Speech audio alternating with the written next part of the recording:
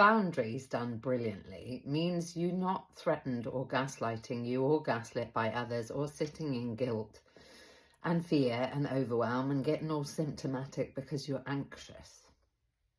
Done well. So I'll give you some insights, and if you stay to the end, I have some resources for you that I don't think you'll find anywhere else. Take what you want, leave what you don't. My name's Poppy, welcome. I'm a psychotherapist, psychologist, coach. I've worked for 30 years globally with all different kinds of people. I work for you, I'm unaffiliated, I self-govern. And I used to be a mouse, a truly deeply empathic person. Pop a 41 in the chat if that speaks to you. Is you feel the energies of others and you don't want people to hurt. You want to be a good person. It's likely that you're a nice person,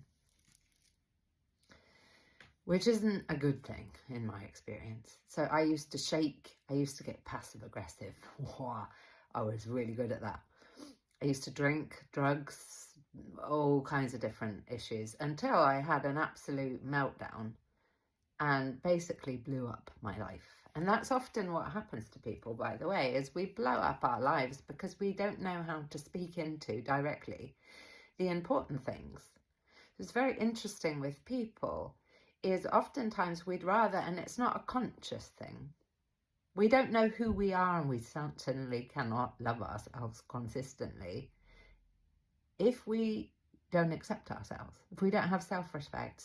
It's a huge stretch to self-love. That's why I'm a real advocate for good psychotherapy. And just so you know, do you have your own therapy? Do you have clinical supervision? Do you have your own mentors? Would be questions I'd be asking people when you're in pursuit of therapy. And you can always ask that in an email if you're not comfortable talking directly.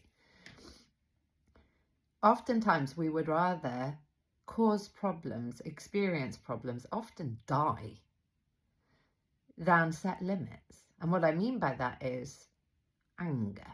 How do you deal with anger? A lot of people say, I don't get angry. We do. It goes somewhere, and oftentimes for people it goes into the body. So we have ulcerative colitis, which is anxiety-based usually, headaches, migraines, IBS, Floridix, I was going to say, that's for iron, fibromyalgia, Hashimoto's, all kinds of different ailments. Please look up Louise Hay Signs and Symptoms online directory for your symptom. There's a metaphysical reason for your dis-ease. We somatize. Our issues go into the body when we cannot speak into them.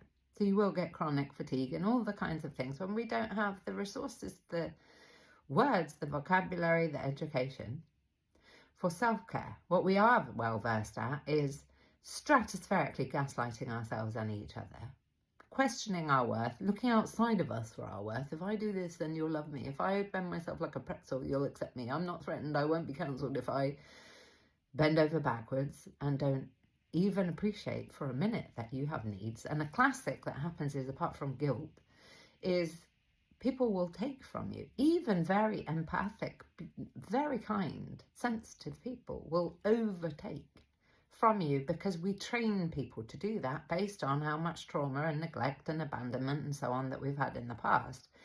Gone are the days, I don't know if they were ever here, where we can expect other people, particularly the people who have wounded us in the first place, to do the right thing by us. Again, we attract who we are in other people, not what we want.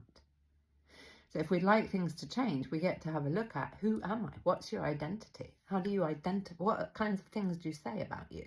For example, I can do hard things is part of an identity if you choose. You can cultivate your identity. Similarly, personality, what you think, what you feel, what you do. It's your personality. You get to decide. So it's very futile and passive aggressive, and from a victim position where learned helplessness, where we feel we're alone, we're hopeless, is personal to us.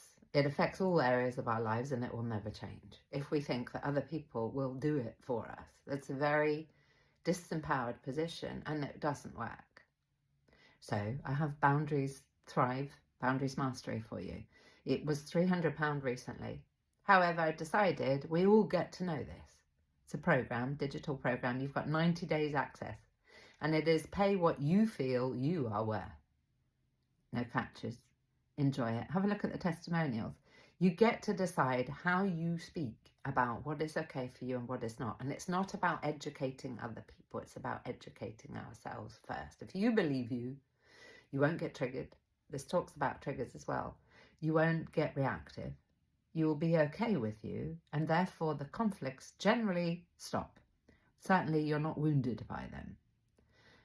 Classic for me is if people are in conflict, they generally don't have boundaries. The people who avoid the conflict are the people in conflict. So you're not reacting to conflict when you know boundaries, you're responding to it, and appropriately and without passive aggression and punishing other people and so on.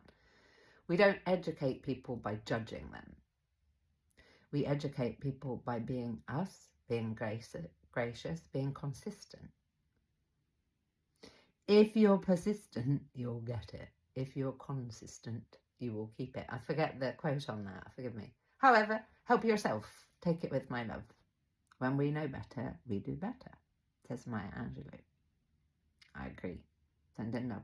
You get to do you. Nobody else is doing this for us. So please don't be waiting. That's not the way life works. Send in love.